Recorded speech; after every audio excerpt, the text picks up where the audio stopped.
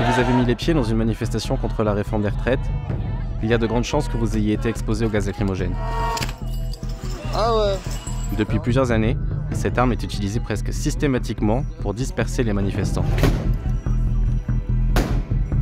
Pourtant, des chercheurs, des observateurs et même des policiers le considèrent dangereux et aucune étude n'a été menée pour déterminer les effets à long terme de ce gaz sur la santé. Vous n'avez pas de moyen de sortir du nuage. Là, il existe un risque très très sérieux pour votre santé. Les forces de police déploient sur des manifestants vraiment ce cocktail de gaz non testé dans des quantités extrêmes sans avoir vraiment aucune connaissance de l'impact que ça a sur la santé à long terme. Le foie, les reins et surtout le cerveau peuvent avoir des atteintes. La plus grosse prise de gaz lacrymogène, c'était le soir du 20 mars. Et je rentre chez moi et je passe une nuit horrible, avec les yeux qui pleurent, des éternuements en continu. J'ai même eu jusqu'à avoir des diarrhées, quoi. La nuit suivante, c'est pareil, je dors mal. Et donc le mercredi, je décide de prendre rendez-vous chez le médecin. La médecin me dit très vite, il n'y a pas de bactéries, il n'y a pas de virus. C'est quand je lui explique que le lundi soir, j'étais en manifestation, que j'ai été exposée au gaz lacrymogène, que moi, je fais le lien. Elle l'affirme pas. Elle me dit c'est possible. Et elle me met juste sous anti-allergène pendant 30 jours. Patchy est street medic. Depuis 4 ans, il intervient très souvent dans les manifestations à Bordeaux. Les manifestations commencent très régulièrement en place de la Bourse. Et justement, il y a 2 rues parallèles qui permettent d'accéder au centre-ville. Dès lors que les manifestants essaient de se rapprocher de ces endroits-là, systématiquement à ce moment-là que les forces de l'ordre emploient des grenades lacrymogènes. Des exemples comme celui de Justine, il en a vu beaucoup sur le terrain.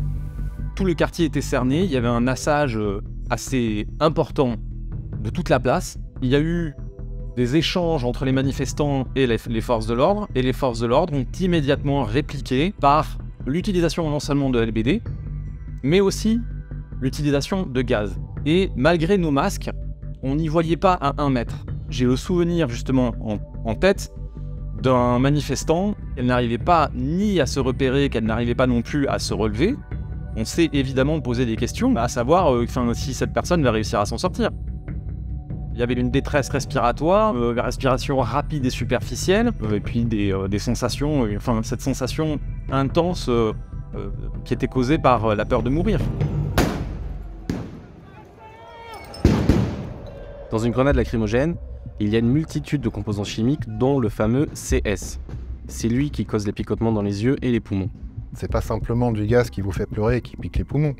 C'est aussi quelque chose qui est absorbé. Donc, au cours du temps, un risque peut s'établir. Guillaume Gould fait partie de la police scientifique. Il est secrétaire général d'un syndicat. Il s'intéresse de près à l'usage du gaz lacrymogène. Pour pouvoir parler en fait d'empoisonnement, il faut quand même bien prendre le recul par rapport à ça. Il faut que les conditions soient extrêmement délétères.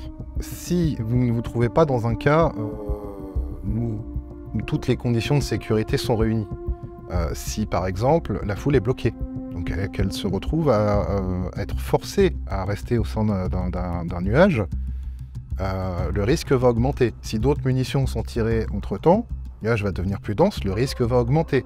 C'est-à-dire qu'en temps normal, non, vous n'êtes pas censé en avoir peur. Par contre, si il se produit quelque chose de non sécuritaire, là, il peut commencer à y avoir des problèmes. Ah ouais. Alexander Samuel est docteur en microbiologie. Après le mouvement des Gilets jaunes, il a monté un dossier de 127 pages avec un chercheur du CNRS sur le gaz lacrymogène et le CS. Cette molécule est également absorbée par la peau et par les voies respiratoires. Et ensuite, à l'intérieur du corps, il est coupé en morceaux. Et un des morceaux, c'est du cyanure. Le cyanure, il bloque en fait la chaîne respiratoire, on appelle ça la chaîne respiratoire. Et c'est comme si on n'arrivait pas à utiliser son oxygène. Il va se mettre à la place de l'oxygène, et donc on va continuer à absorber de l'oxygène, mais on va pas pouvoir l'utiliser.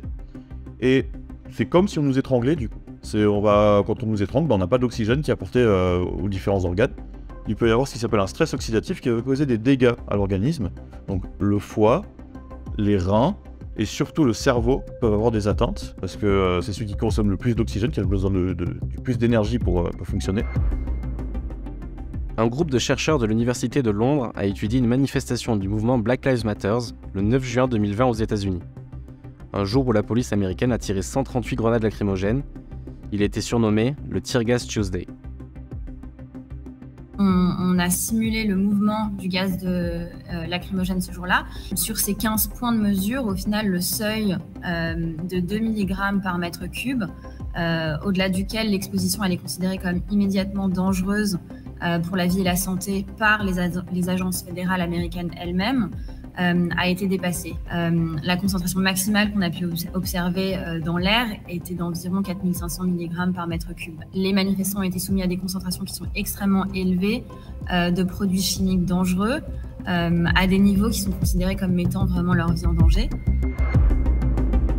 Oui, alors là, on est quasiment sur de l'empoisonnement. Si lors des événements de manifestation à Portland, on est sur du 4500 mg par mètre cube de gaz, là, vous avez un risque de toxicité aiguë associé à l'absorption de gaz lacrymogène, parce que potentiellement associé au fait d'absorber du cyanure, de métaboliser du cyanure. Donc à 4500 mg par mètre cube, si vous n'avez pas de moyen de sortir du nuage, là, il existe un risque très très sérieux pour votre santé. La police américaine a donc atteint des taux dangereux avec 138 munitions. Pour plusieurs CRS foncés qu'on a appelés, cette quantité de grenades lacrymogènes est presque risible par rapport à ce qui est utilisé pendant la contestation contre la réforme des retraites. Ce qu'on observe, c'est que les particules de CS peuvent rester donc, dans l'air bien après leur déploiement initial donc, des munitions, et elles peuvent se déposer assez loin de leur source, donc près d'écoles, de restaurants, dans les habitations aux alentours. On a également pu observer, en fait, ou en tout cas dans les témoignages, des personnes qui ne faisaient pas partie disons, des manifestations et qui, en fait, passivement ont été exposées à des concentrations de gaz qui, en fait, leur ont causé des symptômes similaires à ceux des manifestants, mais depuis donc, en fait, leur domicile, etc. À la suite des manifestations, donc, on recense tout un éventail de symptômes. L'asthme, les brûlures chimiques, les lésions pulmonaires, les troubles sur le cycle menstruel, ça c'est quelque chose qui revient très souvent. Mais en revanche, ce qui est vraiment important de noter aussi, c'est qu'aujourd'hui on a en fait très peu d'études qui ont été faites sur l'impact des agents chimiques vraiment sur la santé à long terme. Et c'est pour moi déjà la source du problème en fait. Ce qui se passe, c'est que les forces de police déploient sur des manifestants vraiment ce cocktail de gaz non testé dans des quantités extrêmes sans avoir vraiment aucune connaissance de l'impact que ça a sur la santé à long terme. Donc. Je pense que pour moi c'est le plus compliqué, c'est l'incertitude liée aux effets du gaz lacrymogène. Moi je suis atteinte d'endométriose et à chaque cycle depuis le mois de janvier, j'ai l'impression que chaque cycle est plus difficile et plus douloureux. Et je pense que des fois j'ai envie de me dire ah mais est-ce que le gaz lacrymo n'aurait pas un impact? Et c'est l'incertitude de me dire je ne sais pas. Aujourd'hui, si je veux tenter de comprendre quels sont les effets des gaz lacrymogènes sur moi, je ne sais pas vers qui me tourner, je ne sais pas quoi lire. En fait, je ne sais pas quelles sont les sources fiables pour connaître les effets des gaz lacrymogènes. Du fait qu'il existe des situations dans lesquelles le gaz lacrymogène n'est pas sans danger, dans lesquelles il peut y avoir une toxicité très importante qui peut être impliquée, nécessairement, normalement, on devrait avoir des données extensives sur sa sécurité d'usage et sur les éventuels risques associés, même lorsqu'ils sont rares, de manière à pouvoir suivre les personnes exposées en cas de difficulté médicale, les personnels en cas de maladie professionnelle, et de pouvoir, lorsqu'on les forme, leur expliquer l'existence de ces risques. Et ces données-là, à ma connaissance, du moins, on ne les a pas. C'est pas une question d'avoir des personnes en face qui pensent à mal, mais c'est une question aussi de savoir comment on les a formés et ce qu'on leur a dit. Ou si on leur a rien dit aussi. Aujourd'hui, l'utilisation du gaz lacrymogène en France interroge des observateurs internationaux. Dans les droits internationaux, l'utilisation de le gaz lacrymogène doit être utilisée comme le dernier recours. Donc, dans les situations de la violence généralisée.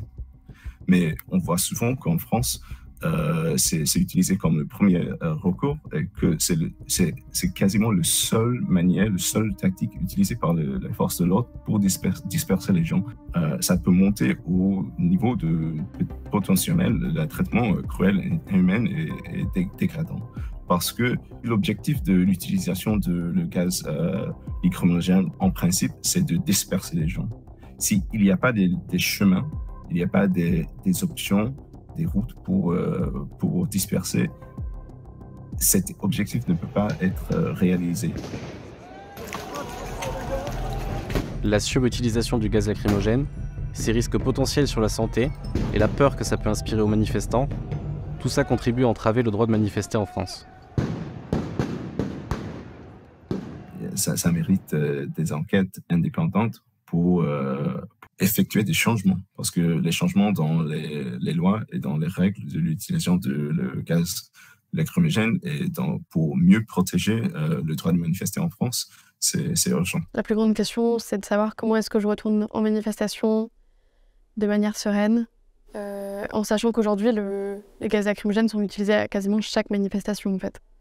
C'est juste que tout ce sujet, pour moi, c'est plein de points d'interrogation dans ma tête. Et